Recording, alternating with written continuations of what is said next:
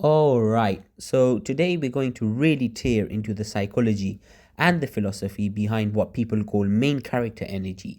It's become a bit of a buzzword, right? But underneath the memes, there's a genuine kind of heavy psychological archetype here that actually traces back to some pretty profound philosophical ideas.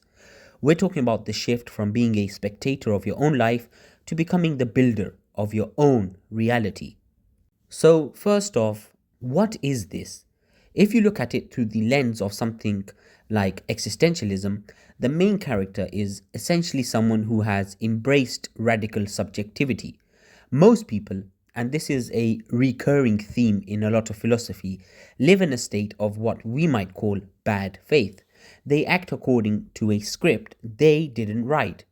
They define their worth by their social utility, by their job, or by their adherence to some external moral code. They're basically letting the world define them.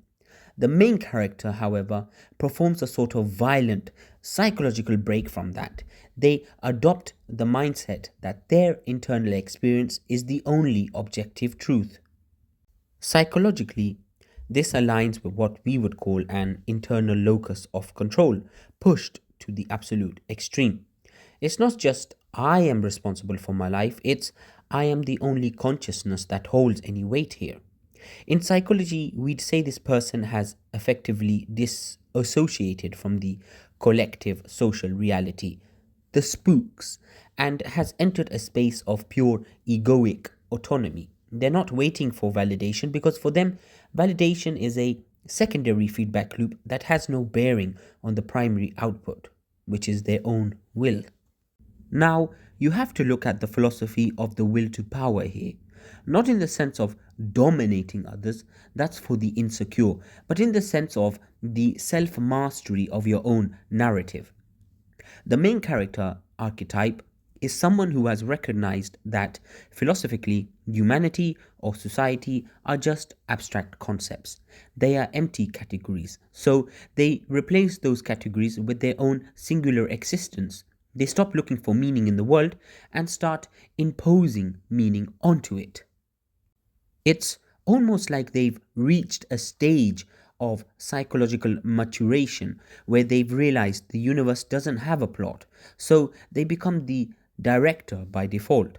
They've transcended the realist stage of just existing in the world and the idealist stage of trying to be a good or proper person. And they've landed in this space of radical egoism. They're the creative nothing because they're constantly creating themselves out of the void. Every action they take is a fresh assertion of their own identity, independent of past constraints. But this is where the psychology gets really intense. This requires a total, terrifying detachment. To maintain that level of agency, you have to be able to look at your own emotions, your own desires, and your own fears as if they were tools rather than masters. You're not being dragged along by your appetites, you're deciding which appetites to feed. It's the highest form of self governance. It's the ability to step back, look at the entire social machinery of expectations, and just decide none of this applies to me. Think about the concept of enframing, Heidegger's idea that modern technology and society turn everything into a standing reserve, a resource to be used. The main character type is the only person who flips this on society.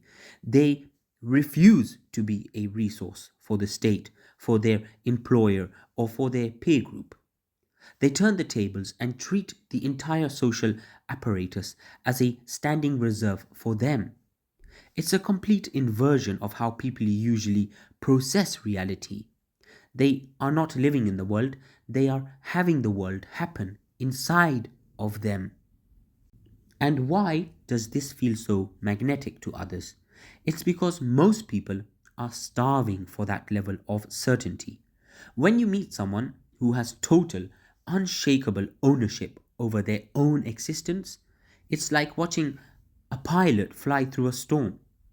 You want to be on that plane, you want that same clarity, but what you're really seeing is the byproduct of their isolation. They've had to kill off the parts of themselves that wanted to fit in. They've had to accept that their vision of the world is going to be fundamentally different from everyone else's. There's also a physiological aspect to this that we often overlook. People with this energy often have a lower baseline of cortisol when it comes to social rejection. Why? Because they've already mentally rejected the social group. If you don't value the judge's verdict doesn't cause you any stress. That's why they seem so chill in high pressure situations.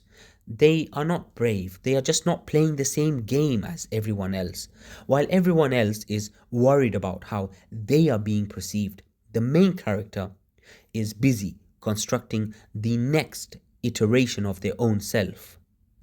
But you have to admit, it can be a lonely place. You have to be very honest about that. When you treat the world as your own personal playground or, sandbox, you eventually lose the ability to see the other people as equal.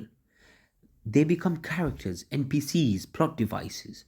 And it's a brilliant strategy for efficiency, for clarity, and for power, but it's a death sentence for genuine, vulnerable connection.